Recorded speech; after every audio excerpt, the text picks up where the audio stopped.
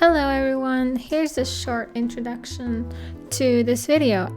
I just wanted to mention that I've been taking videos of everything since I ever had my first camera, my first digital camera when I was about 12-ish, and my first phone that had a really crappy video camera, and then my very first iPhone 4. And I kept taking videos of everything and had my memory maxed out at almost all times.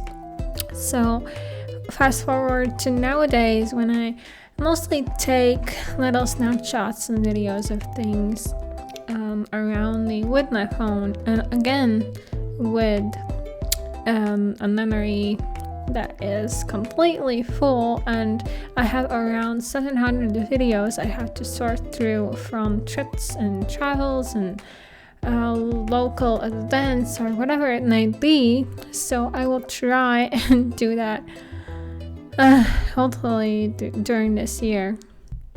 So today I will be looking at a trip I took this January to Netherlands. I don't have a lot of videos, but I think I have some stuff to show off and add some commentary.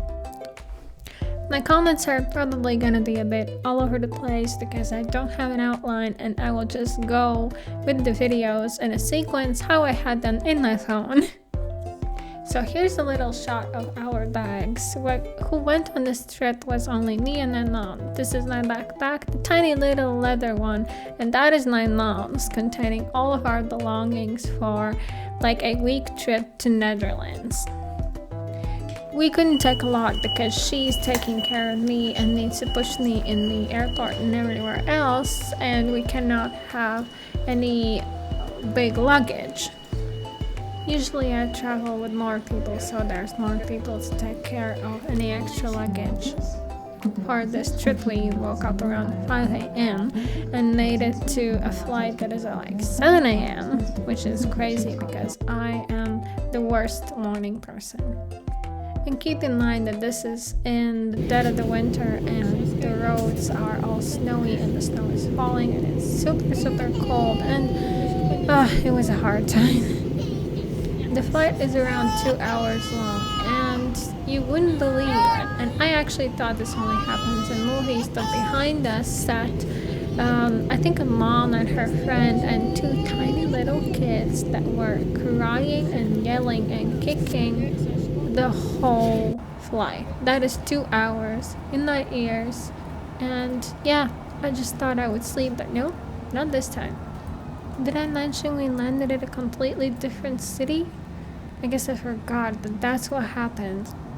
This was due to some weird weather conditions, and then we had to take a bus for like 2 hours and then another bus for half an hour, and then we had to take a train for maybe over an hour, which means that our short 2-hour flight and maybe an hour travel time to the final location took over in total maybe 6 or 7 hours. No, actually more.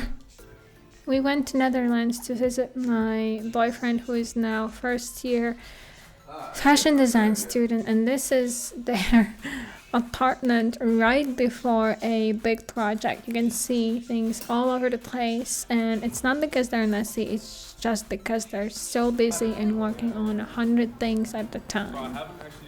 Speaking from my experience, that really is the life of an artist, especially when you're in school. We went out to explore a little bit, maybe the next day, because that evening we were so tired from all the hassle that we went through with the traveling. So yeah, Netherlands train, all good. It was pretty accessible, no problems. There's an elevator, but then again, I don't know if every station has elevators. On this day we walked around, had some good food, saw some nice shops, and of course we went to the red light district just as regular tourists would do on their first time in Netherlands.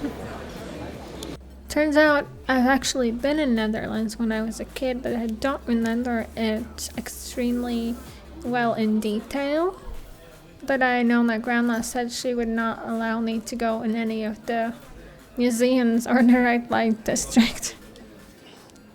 Netherlands definitely pretty cold during January. This was closer to February right now.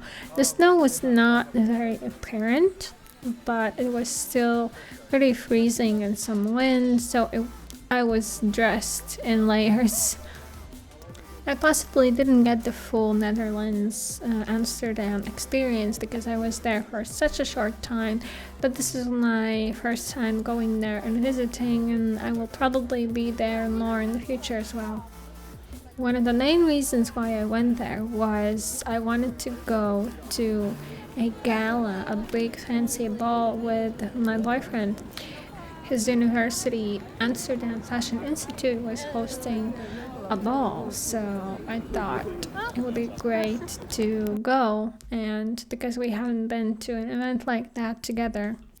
So rewind 2 weeks earlier, I went on ASOS and ordered a couple of dresses that I tried on because I wanted a fancy dress for this ball, and I tried a couple on and like sent one back, and I had my final beautiful cute dress that I was gonna decorate with some spiders and stuff like that to look more unique. And that night I froze because I had this tiny little black dress on, and I had a stocking and it was freezing cold, and I had these little shoes, and it was a bad time to be out in like a dress like that. But during the ball everything was great and I felt awesome as well. You probably won't guess that I was the only person in a wheelchair there, but I still had a good time and everyone was really nice, and we danced, we had some drinks. Well, actually I didn't have drinks because I don't drink them. So yeah, in the end it was a special evening and a special memory and our first dance together. And I mean, we have danced before, but maybe not at a big ball like that. So soon after that, maybe a day or so after, it came the time to go home. So yeah, I've had my first insight into how Amsterdam is in late winter and how expensive everything is. As we know, that I thought it was gonna be, well, maybe sort of expensive, but it was like hella expensive, which only means that I'm gonna be working twice as hard to go back.